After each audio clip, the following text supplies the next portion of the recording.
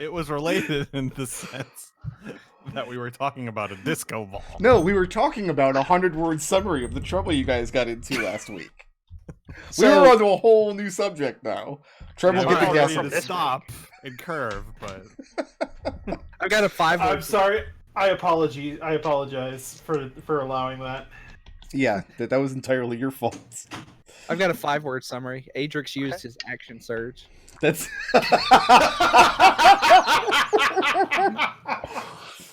oh, that was a fun story to tell my other group. The context of Adrex using his action surge is we were fighting Lord Taya, the supposed master of this castle, and we stompled him. But not after Adrex. Not after Adrex stompled Raazu. And we have just received our Christmas presents from Lady Daedradaya, the Yugoloth, who is now in charge of this place. And we were, I guess, getting ready to have a conversation with her regarding what is to be done with this tree where this lich is sealed up at. I should ask Daedradaya for like a Elvish or Draconic like travel dictionary, so I can read this book she gave me. Isn't that just Adrex? It's called Adrex. Right, but like you were reading the book for me, and you spent the entire time judging me for some reason, and I didn't even do anything. Because you're a kobold. Pick up the cell phone. Okay, Adrex. Apparently judgeable.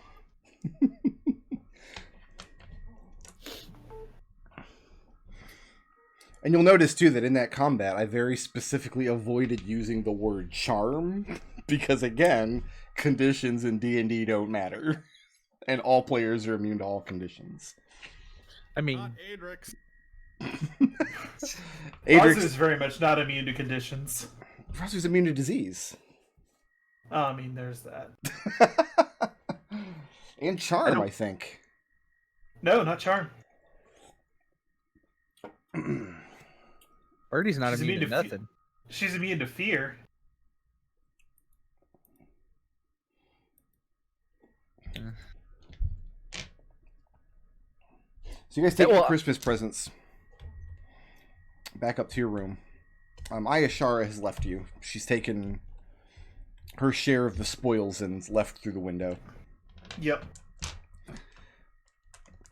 I did get a great deal of amusement last week of how hard everybody tried to get a storyline going in that city, like I was ever going to allow that.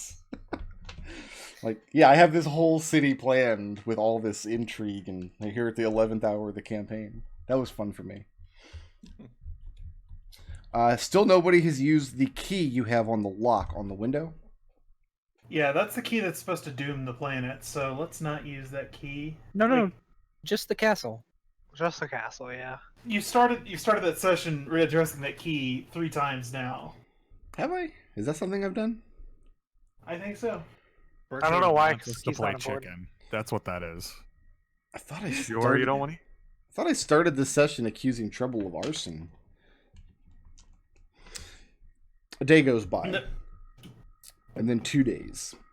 And then 3 days. And there's no sign of Daedradaya. And the door to her office does not open.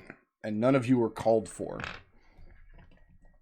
Like, I thought we were going to like have a discussion with her once we had time to recuperate. I'm going to the day after. And you have no such discussion with her. You would attempt to go to her door. Her closet is there.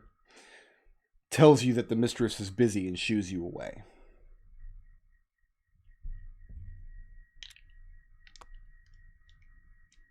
I'm going to attempt to get the sense of the people staying at the castle. Okay. Which of them are actually interested in leaving? Who do you ask? I'm going to make my way through each of them, but I'll start with the goblin woman. Was she goblin? The glass blower? Yeah, the glass blower, but... So you don't even have her name yet. You never asked her name. I have her name, it's on this contract. I just can't read it. There's like two very important reasons you can't read it. Also, probably she's a goblin, so she probably can't write.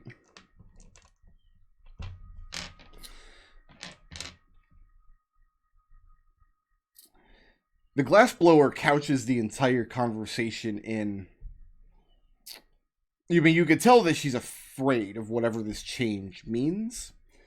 And she bombards you with questions about what you expect of her now. Like, is she to continue her work in a different capacity? She repeatedly tells you that she's no good in a fight. She's no good in the wilderness. You're going to drag her. She's afraid that you're going to drag her to her death. And very rambling and incoherent, as she happens to be. Mm-hmm.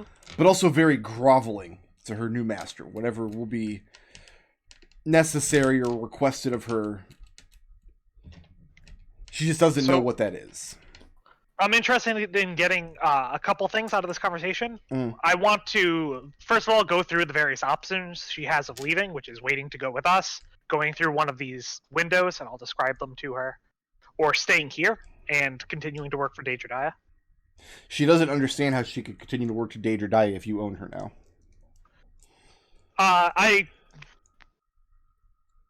basically just respond with, well, what if I ordered you to work for her? Which would you prefer to do? She doesn't understand the question. The idea of you owning her, but ordering her to work for the Arcanoloth who previously owned her, like, this doesn't make any sense to her. And you can tell that she keeps trying to get... She considers herself a very clever and very intelligent goblin, which maybe she is, but still she's a goblin. She's trying to get the upper hand in the conversation, and sometimes maybe she feels like she thinks that she has kind of verbally trapped you or gotten you into a corner. But this concept just continues to elude her. Why would you purchase this contract and then not ask anything of her? Then when she does that, then I'm going to essentially just ask her for, all right, well, you're very knowledgeable, right? You've been here for a while. What kind of information do you have on the others? And then I'm essentially just going to ask her the same questions, but of the other people. What would they want to do? By which you mean the Necromancer and the Ant Keeper? Yeah.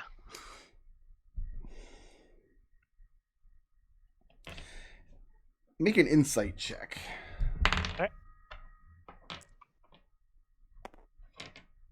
That's a 19. And at the mention of the other two, she begins telling you all of the ways that these two can serve you wonderfully in the field if you were to take them away, out into the wilderness, out into the unknown. All these incredible things that they're able to do with wildlife or with necromantic alchemy. And essentially she's saying, why do you need me if you have all of this? Take them. They're the ones that you can actually take, and then they can go die and freeze to death in the terrible wilderness, and she doesn't have to worry about it. She's trying to sell you on these other two instead of her. Right. Alright, so from that, Brick, am I kind of getting the sense that, like, the thing that she most wants is to just stay here and be left alone? Because it sounded like she wasn't that interested when I mentioned, well, we've got this beach, we've got this city. It's difficult to say. If Wendy's thinking of it in terms of, like, what does this goblin want for herself? Yeah. She's probably not going to come to an understanding of this goblin in any reasonable way. In that case, I'm going to leave the goblin's future up to the person who's best able to decide it. And I'm just going to riffle through until I find the contract with her name on it. Okay. I had McDohl put them in the correct order. And then hand it to her. And you also get the sense when you're handing her this contract, she doesn't understand what it is. You can tell that she can't read. She's probably never seen this before in her life. She doesn't know what this is. And what that tells you is that this is more of a token that Daedra has created for your benefit than anything else.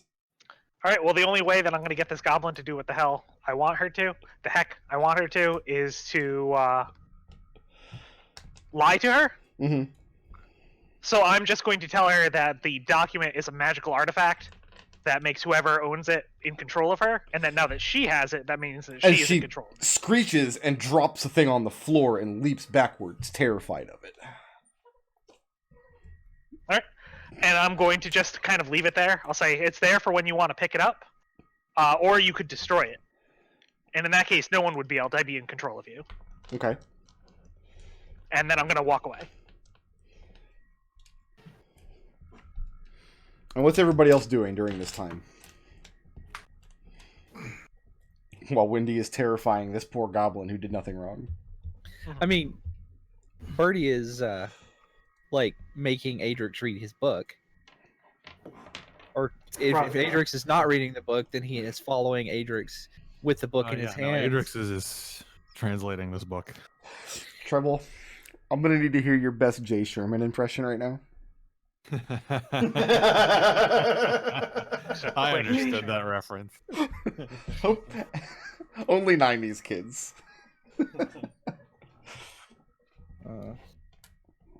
John Lovitz. And what is Raazu doing during this time? Well, Thada seemed pretty curious about what she was doing vis-a-vis Osprey stuff, so Raazu would be answering any questions that Thada has about Osprey stuff. She doesn't have any questions about Osprey rituals or prayers or anything like that. And over the course of a few days, she's curious in the sense that... Well, how does Raazu approach this situation? Like, how are you observing this situation? Raazu is just kind of... Raazu would be kind of, conferring with Adrex about... Adrex and Birdie about the... about when they plan to do the ritual that's supposed to unseal this tree. Right, but that doesn't have anything to do with Osprey. I'm asking, what is Raazu doing in terms of getting Thada to ask questions or become interested in her religion? Well, Raazu would first, ask her if she has any questions regarding the rituals that she was doing on the beach.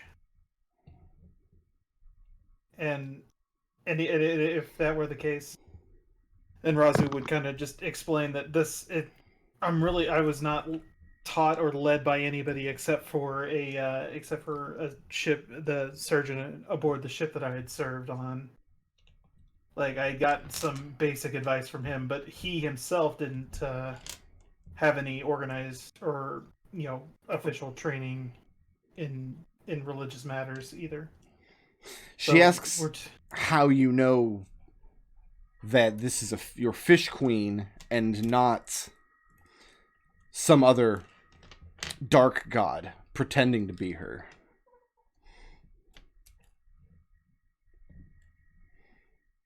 She regales you with stories that she's heard of terrible things living in the oceans. Raazu would explain the images and the visions that she saw when she took that blade to the chest, and when and then when she awoke, the next thing she was aware of, completely cognizant of, was being on board the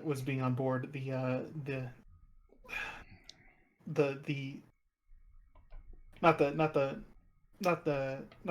deceit, but the ship in the Kovnos. And she listens to this story, what you consider to be proof that you know that Osprey is a genuine god and not some interloper. And she tells you that Circastus also had fantastical visions when he was in his cups. And you see her eyes gaze down at your smoke pouch, which she saw you partake of copiously when you were on the beach.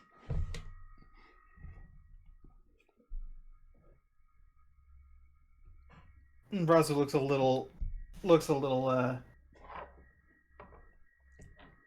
looks a little annoyed at that, but says, "I didn't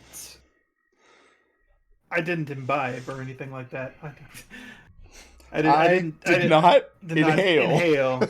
I did not inhale. I was thinking the exact same thing, and I was like, God damn it! That's Only exactly 90s where this is kids. going. Only 90s kids. Thada remains completely unconvinced about your religious awakenings.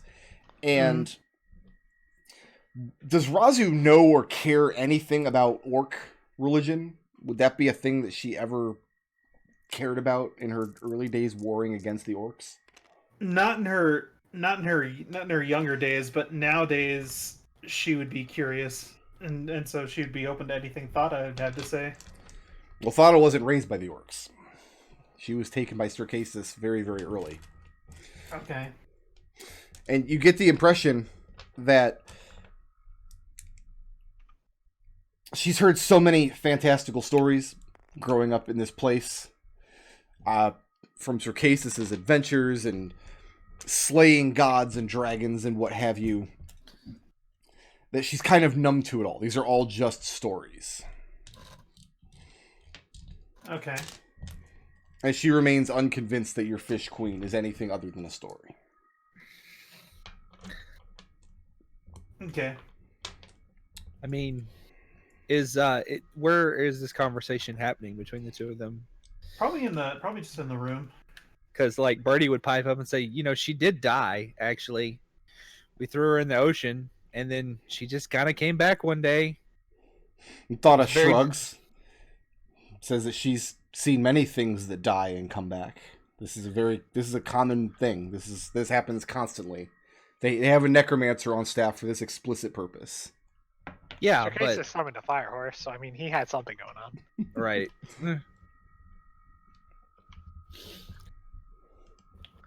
Birdie just kind of shrugs, looks at Raazu and says, "I tried," and then kind of goes back to the book. I want Adrex and Raazu Birdie would- to both make me an Arcana check. And Birdie, you're going to make this a disadvantage.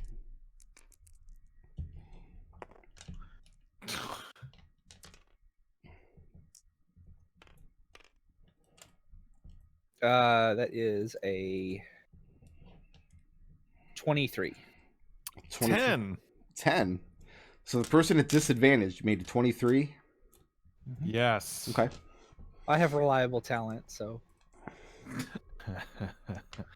Can't get players to make any skill checks because Birdie. some can just ignore it. Yeah, I know, right? It's just... You know what? New rule. No, player, you guys don't need to roll anything anymore. I'll just tell you No more players. what happened. No more players. The ever. word for the players. This game would be awesome. Perfect. Birdie, you get to a point in your studies where you find yourself holding up your hand to get Adrex to stop his translating, because he's reading from this book. And it's not because you can't follow him. It's not because you need him to go slower. It's because the information is taking so long to process, and you realize how deep this book's understanding of the magic of the world goes. Adrex is just shooting through it, word after word after word. And you reach a point where you're not sure how much more you want to understand this. Like, understanding what's in this book may have serious repercussions to how you approach magic going forward, because it's starting to sound very, very dangerous, and it's starting to sound like there's no way to contain or wield it in a safe way. You feel like understanding the nature of the magic you've been using, if you were to untap your potential in using it, you would lose any sense of identity of who you are. You would not be able to bend the magic to your will. In fact, it sounds like it might go the other way around.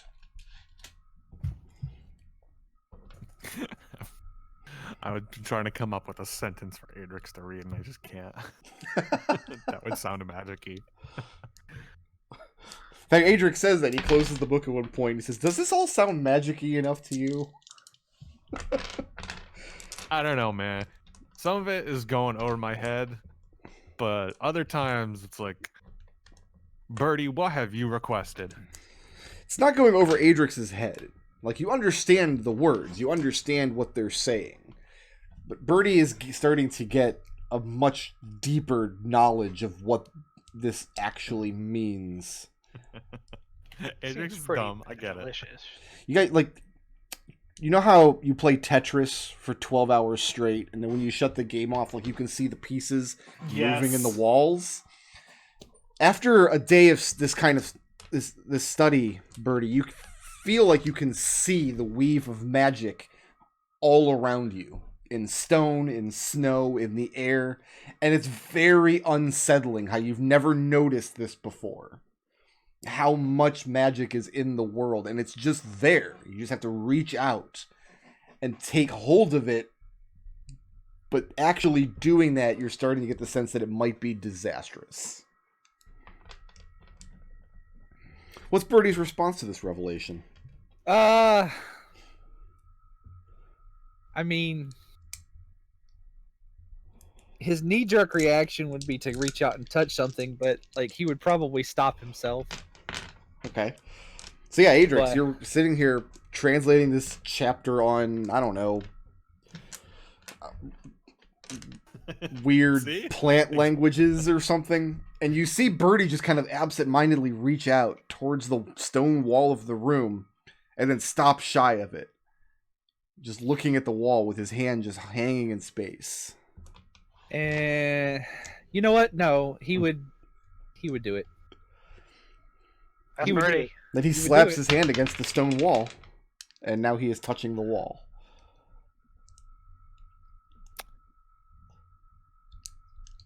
Something you wish to share with the class, Birdie? I love this wall. Birdie? Birdie's just staring at the wall very intently. Adrex looks around, confused. I want you to imagine like a photograph that's impossible to focus on, to the point that it's frustrating. No matter how hard you concentrate, you can't focus on any detail in the photograph. Like, the more you try to see part of it, the blurrier it gets. And the blurrier that thing gets, the more you're convinced you could focus on another part of it in your periphery. That's what looking at this wall is like. Birdie? Like I said, Birdie is just staring intently. He's shutting everything out. And Adrex continues to look around, confused. The room hasn't changed, Adrex. Everything else, it's just very cold, very empty, very silent. The weather has been behaving. Adrex slams the book shut Okay. in efforts to get Birdie's attention.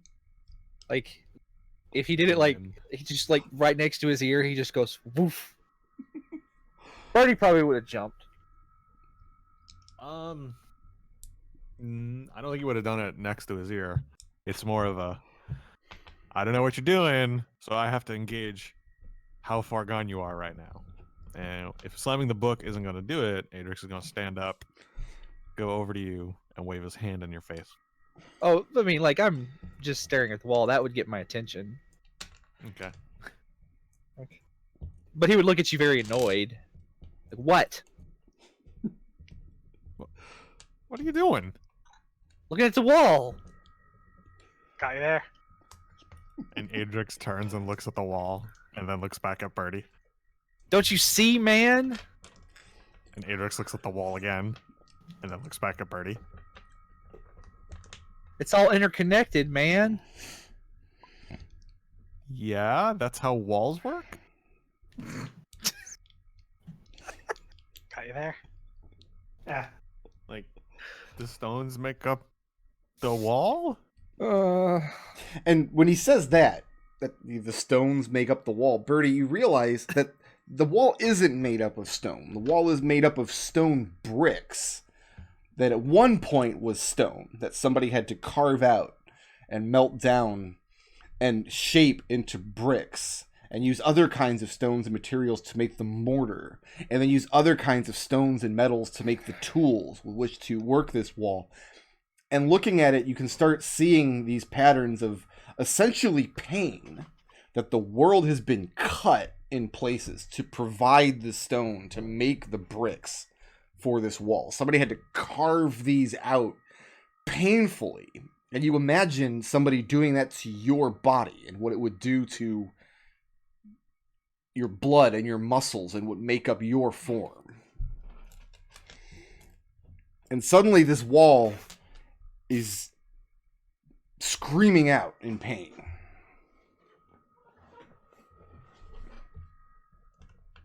Well, that's just disconcerting.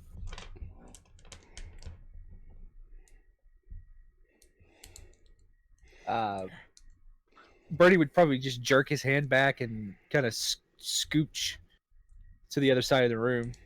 Okay. And you scooch towards the door. And the door, this wooden, innocuous door, you realize the same thing must have happened. This door existed as a tree. Somebody took an axe to this tree and severed it from the world, cut it down into boards, forged nails in a furnace, drove it through the planks of this door, bonded it to the hinges in the stone archway of this door, and it's the same problem. The world had to have been cut to create this door, to make it useful. Birdie would go to the middle of the room and he'd just curl up in a ball and start hyperventilating. All right, no more magic tome for you.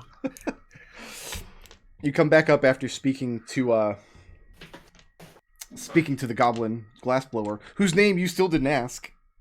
Yeah, I don't really care. Coming into the room, Adrex is there, looking concerned, with the closed tome in his lap, and Birdie is curled up in a fetal position in the middle of the room. Hyperventilating. Breathing heavily.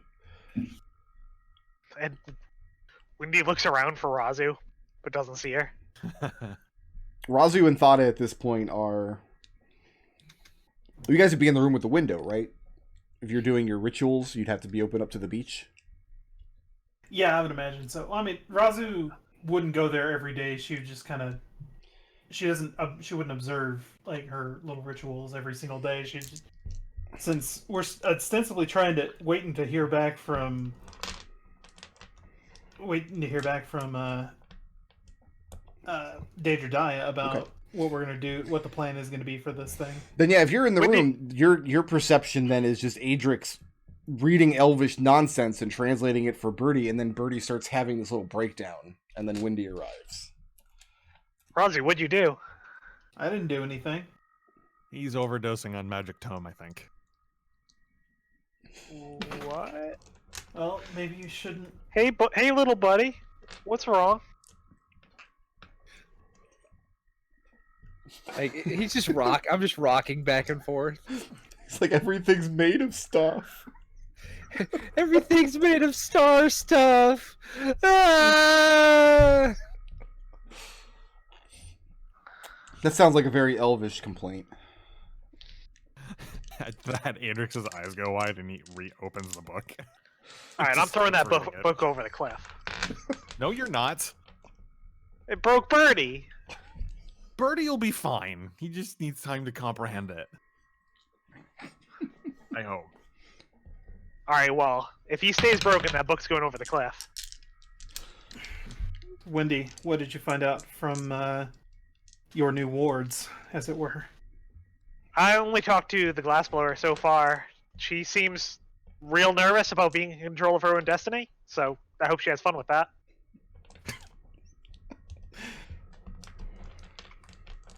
I'll talk to the others later. 'Tis a heavy burden to bear, yes. I was just talking about plants growing from the soil. Why is he freaking out about it? Birdie lets out an anguished, racked sob. Birdie, use your words. He just... When you just start sobbing to yourself, we don't know what's wrong. We've been over this.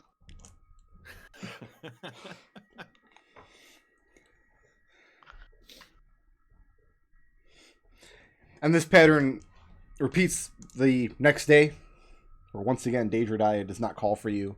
If you approach her room, the closet shoos you away and tells you that the mistress is busy, very busy indeed. And Wendy, you're going to go back down and talk to who Talk next? to the others, yeah. Which one? Probably the necromancer first. Okay, you find him in his chambers, and he welcomes you in. And I'll rifle through my contracts and pull out his. And then ask him, you seemed fairly reasonable before, so I'm hoping this conversation will go better than the other one. What do you want to do? Are you happy here? He asks you, in your estimation, what you believe happiness is. Oh, God. I was really hoping this one was going to go easier. This one's a philosopher. And Wendy will just kind of pause for a second and then go, well, I like to be useful. He says that he's very useful indeed to Daedra and to Vornacht Keep. Do you like to be useful? He asks why this interests you so. This interest in his work and in his happiness and in his usefulness. And Wendy kind of just ruffles the parchment and says, momentarily, it appears that you work for me. He chuckles and he asks, of what use is a necromancer to you?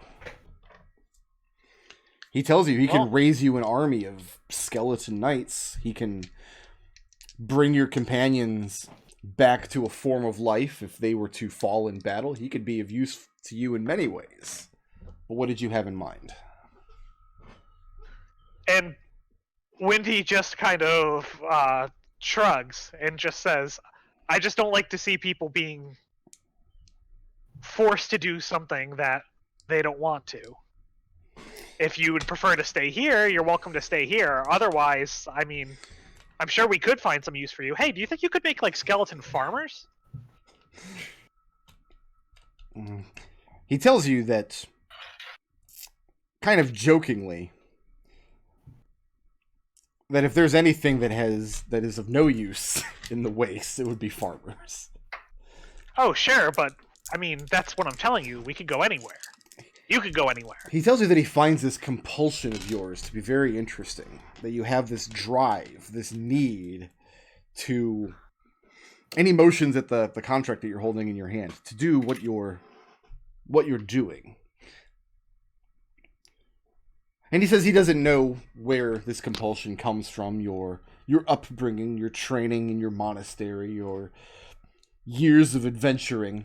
He's not sure. But he knows that you are a slave to these compulsions, that you can't help but act this way. And in this nature, we are never free. We must all act in the way that we are compelled. Must we not? Sure. He tells you that he's going to continue his work here. All right. His work for Daedra or his work on his own accord. And you get kind of an ominous feeling when he says that.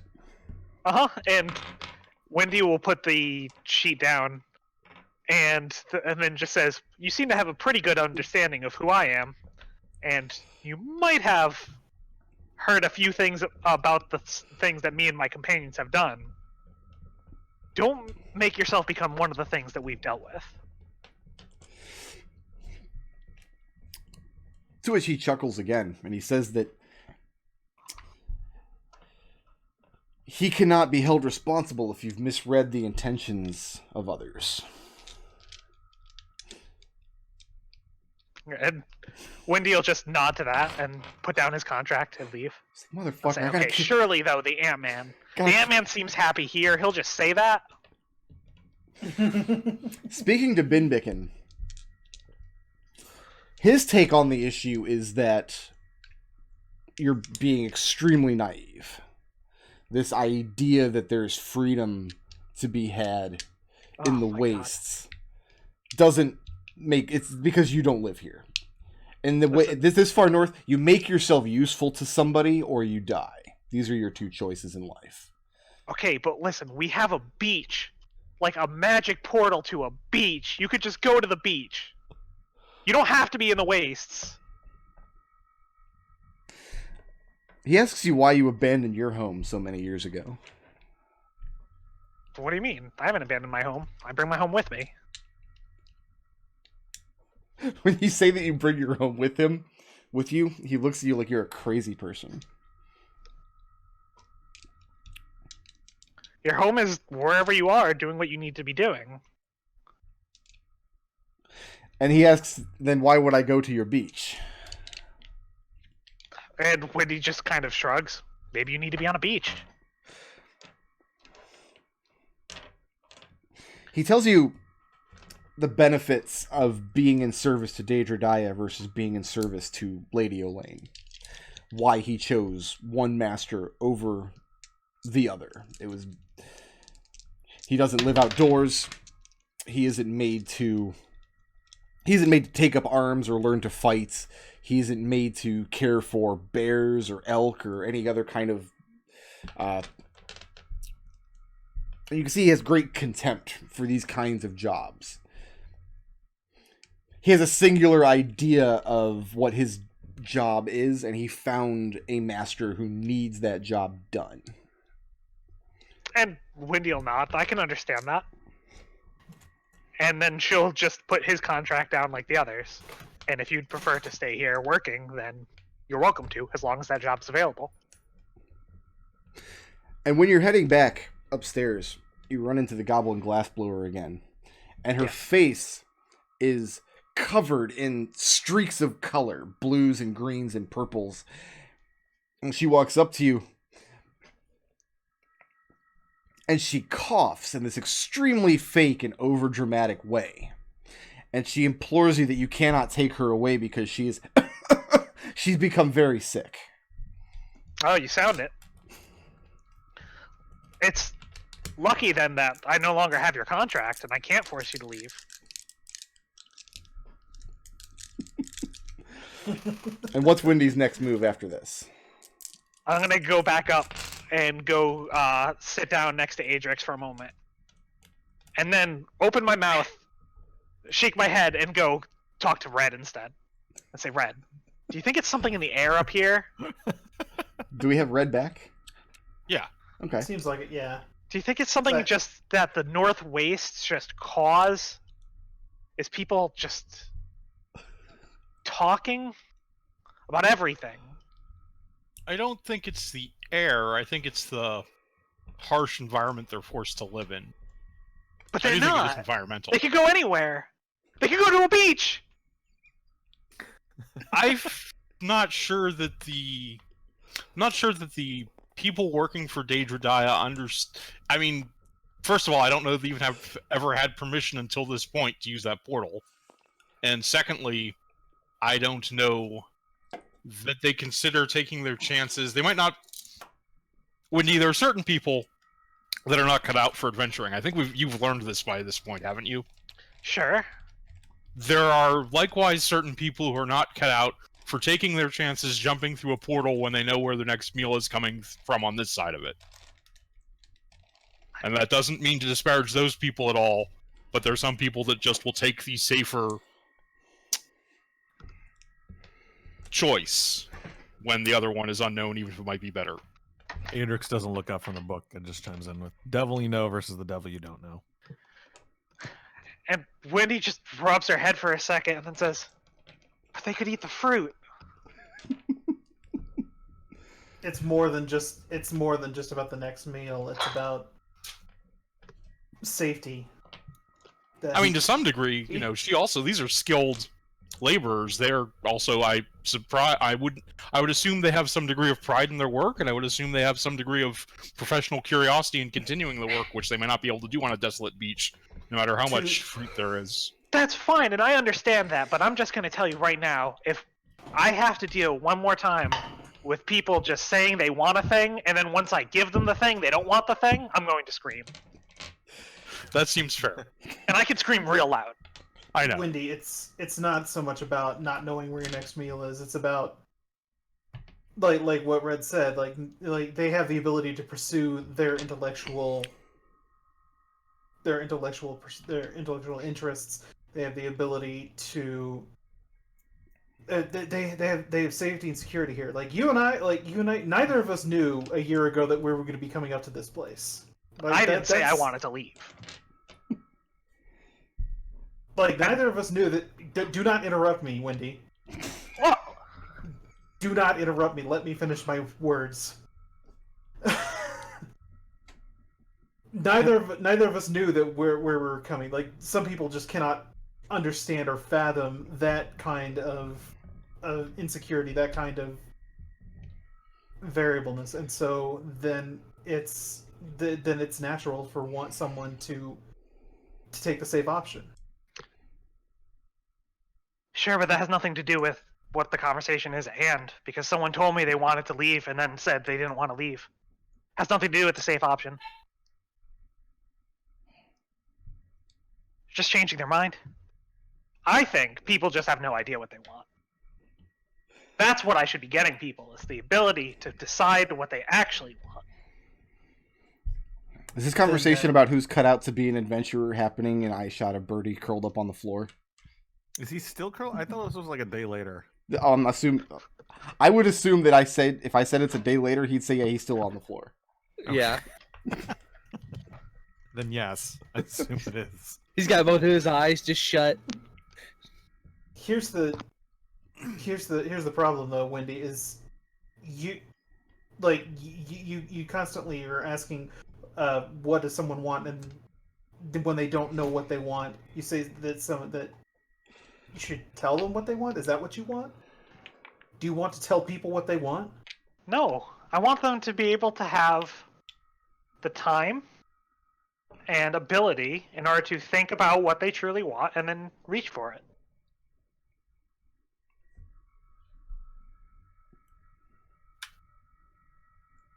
And then Wendy just shrugs. I didn't think that this was that crazy of a thing.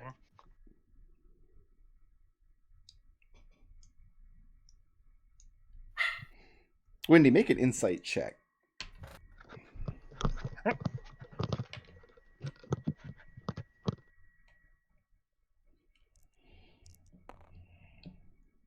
That's a 29. As you're contemplating this idea of people reaching for what they want, it immediately occurs to you that Birdie has done this. He knew what he wanted, and he asked very specifically for what he wanted. And then when he got it, it broke him. And he's broken right now.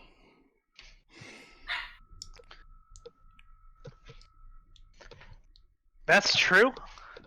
But at the same time, there's always going to be a danger out there. And if you really desired something, then you were willing to take the chance of that danger while you were going for it. How long does Birdie remain broken? I mean, Adrex is reading the book, and every now and then going, "Hey, Birdie, how you doing?" But not Because more than that.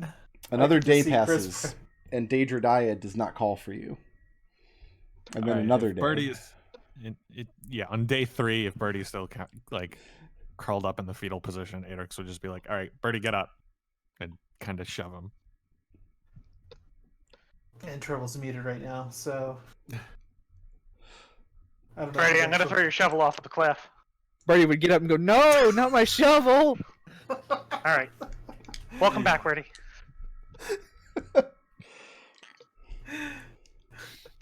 Birdie knows that Wendy doesn't make threats that she's not willing to follow up on. I just got this shovel. It was a gift. What is wrong with you? You know what? You're right, Birdie. Here you go. Wendy, that was pretty awful of you. Not gonna lie. Hey, it fixed Birdie. I mean, I wanted Birdie, Birdie to you feel be better? fixed, and then I did what was necessary in order to accomplish that goal. How long do you guys wait for Daedra to call on you? so At this point, since we've been sitting here for 3 days, nothing. Apparently nothing. Raazu is of the opinion that, listen, we came here to do a job, and Daedra is inconsequential to that job. Are the Birdie agrees. At some point, Adrex would have gone to look outside. Are the metal plates still out there? They are. They're still in place. Okay.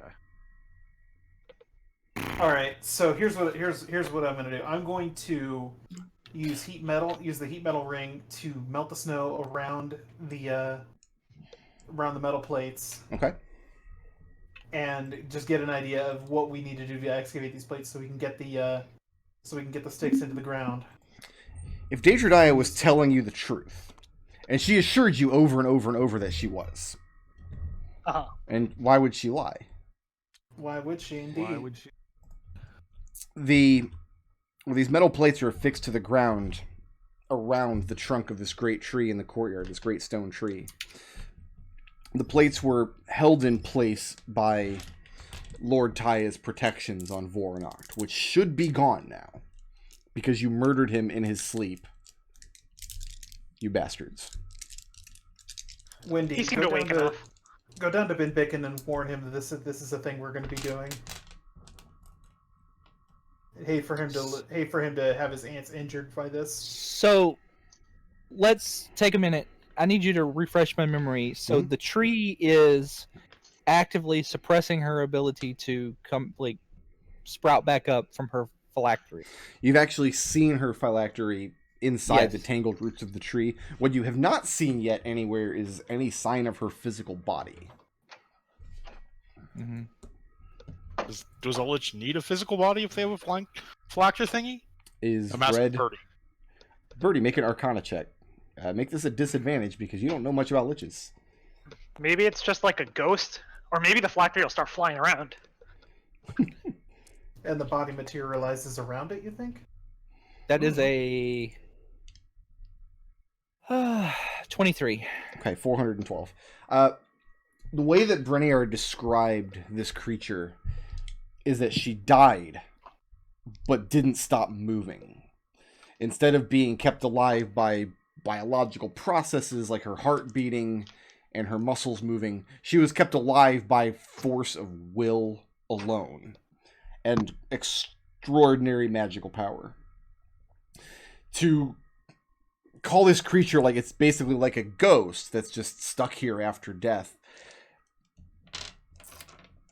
that strikes hollow to you, having seen ghosts. And I feel like I've thrown like 8 banshees at you guys over and over again. Adrex punched a ghost at one time. Thinking about it in terms of her physical body, she wouldn't necessarily need some kind of physical presence here anymore. Her consciousness could exist here in any of a number of forms. So you're 29. You're not really sure what's going to happen when you pry up these plates and do this ritual and unpetrify this tree. You don't have the foggiest guess. Well, the reason I asked the question is because if I were an evil, shifty jackal lady, right, I would steal the phylactery and then just make the dopes who did my dirty work for me just wait while I absconded with the goods. Well, the phylactery is still there, because when Wendy goes down to visit Birdie and anybody else who does, you're not barred from entering the root room. I mean, he's always... he wants you to be careful in these vicinities because these tunnels can be dangerous. But the phylactery, as far as you know, is still there in the roots. It cannot be removed because it's being grasped by these petrified tree roots. Mm-hmm. So you know where the phylactery is, but you haven't seen any sign of her physical body.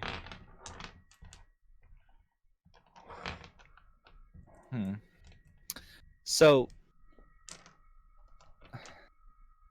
is the snow gone that we can see the plate? Oh yeah, the snow melts almost immediately when Raazu heats up the metal plates. And without the magic protections there, it's just going to be a matter of getting down there with some elbow grease, prying these bad boys up, moving them to a side. I think what we have to do is once we do the ritual and petrification goes away, we have the phylactery. Mm-hmm. So we're gonna need to be... Somebody's gonna have to be down there, I think. Yeah, Okay. ready to grab it. Should it be someone who knows anything about magic? Well, here's the thing, though. Adrex and Birdie are the ones who are trained on how to do this. Like, Because they're not trained on I'd how to feel do this. comfortable doing it, but I don't know anything about magic. Is it gonna take both of us to do the actual ritual? Yes, Adrex and Birdie are going to have to be up top doing the ritual with the sticks and the chanting and the whatnot. Do you like the Okay. whatnot? Everybody likes whatnot. I will figure stay Adrex up is with in. Adrex, and I will stay up there with Adrex and Birdie as they do this. Okay. Yeah, because I think the physical people should be up top, prying plates away. So what's the problem that we're currently dealing with here? There's a phylactery. We want to have it. Right, and then but the thing is it's down below, and we want to make sure we get it when it's unpetrified. We don't want the Arcanoloth to swoop in, so we need somebody to snatch it and run back up with us. Yeah. more or less. Wendy raises her hand. Wendy can't run that fast. I mean, it's only, what, 120 feet around? Oh, you know what? And Birdie digs out. He goes, here. This is for you. And he hands Wendy a scroll of Longstrider. Okay, so that's now, what, 480 feet per round? Yeah, like a billion. Like, Wendy's gonna run down south real quick, pick up some McDonald's on the way back. Pick some McDonald's from the Kovnos. So the phylactery itself, we just want to have this. How Birdie, how like resistant to like dings and dents is this thing? Like, can I just be like holding it, or do I need to like put it, I don't know, in some felt? I wouldn't touch it, but that's just like basic paranoia. But it's a gem. We It's also saw Binbicken like flick the thing and it radiated, right? Yes. Yeah. All right, so don't touch it. Put it in a big sack. Head back upstairs. I can do that. Do you want some backup down there? Because I think that could help as well if Red wants to do that. And Wendy just kind of says, well, to be honest, I don't want to have to worry about someone being left behind. Sure. Fair. And you've So you told stand up topside. Red? you've told Binbicken to suspend his work for the day while you're doing this ritual. Yeah. To just in case something happens and we don't want his ants injured. Okay. So Adrex is topside, doing the ritual. Birdie is with him. Raazu is up there because she needs to help with the plates. Red is up here as well. Yeah, Yeah, Red yeah. will just be keeping watch. When Everybody else is busy with their activities. Okay. And I'll be out underground. It takes a long time to pry up these plates using crowbars and leverage. And it's a great amount of work, but they at least will move now. And at the corners of these plates, you see these almost impossibly long metal bars that have been torqued down through the corner of these plates, down through the frozen soil, grabbing the bedrock. You manage to get all these up over the course of almost a full day as the sun is starting to go down. And as you're starting to go around, Birdie, as you're starting to go around and lay out this huge cart of sticks in the pattern that Brenniar had told you, you notice dark clouds begin to collect. The wind begins to pick up, and it begins to snow.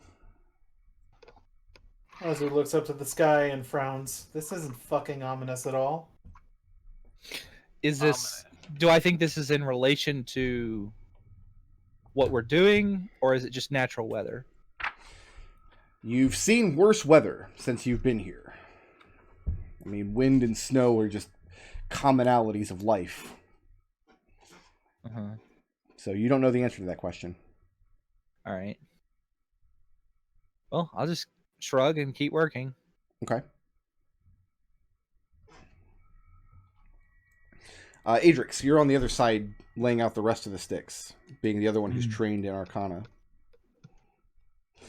And over the course of the next hour or so, the skies continue to darken, clouds continue to roll in, the weather continues to get worse and worse, until the snow is falling,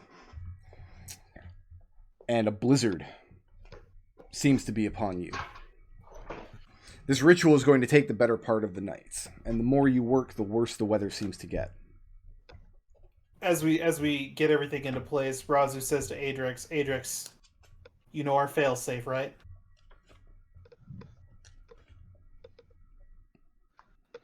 No? Big stick. Did I? Okay. What? I think I missed. I think I. Dolrios bows and Dolrios arrows, Adrex.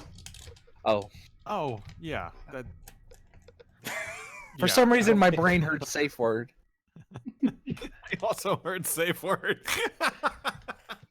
Well, I mean, look, Raazu just carries a whip just because it's the best thing for her. Okay, let's not dwell on that, please. The safe word is Yeah, Madonna. once the ritual was done, I was actually going to just take out the arrow and have it at the ready. So Okay.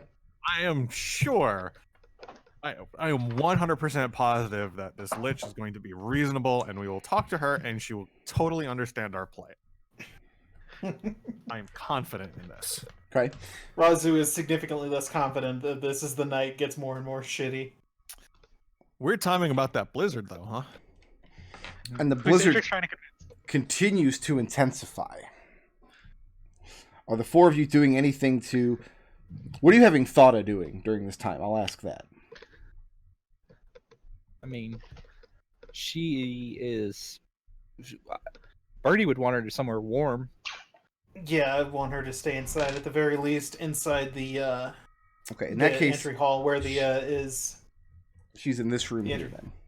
Yeah. Watching through the open doors. Because if you recall, these doors don't actually close, they were frozen shut. Yeah. And yeah, the blizzard continues to intensify. I mean, Until if we're talking, who amongst you has... Actually, I'm going to let Red make an active perception check here, since the other three of you are working. if we're talking about real failsafes, our real failsafe should be put the key in that lock and spin it to the empty space. That's a failsafe. That would be a perception check of A lot. 35. Paying attention to these clouds and clutching your cloak tight against the cold and the wind. In the corner of your eye, you think you notice a shape in the clouds. And it can't be a trick of the light, because there's really no more light. It's just whatever light you all are working by down here. Probably what a lot of what Red is doing is working to protect the fire that you have going, which is very difficult right now. But yeah, through the shapes of the stone leaves above you, you see again and again what looks like a large swooping serpent amongst the black clouds. And you begin to pay more and more attention. Your eyes are drawn upward and watching. There's not a serpent amongst the clouds. It is though the clouds directly overhead, directly over the keep, are moving as a serpent. Mm-hmm. And every time it comes by, you think the winds and the snow get more and more intense, more harsh. Hey, guys, Raazu, whatever you're doing, you seem to be creating some sort of storm, cloud, dragon, ice thing. Do you think it's Adrex's father? Definitely not, because then it would look like a dragon and not a serpent. Oh, okay, no, yeah, sorry. Difference being that dragons have great wings that they fly on, and this thing is just of the clouds. Is it? Adrex looks up at the clouds. Adrex, as you look up at the clouds, there's a great boom of electricity. And for a moment, the entire sky is illuminated through the stone leaves in crackling purple energy as lightning arcs across the sky and explodes very nearby, probably just outside the curtain walls. Lightning isn't supposed to be that color.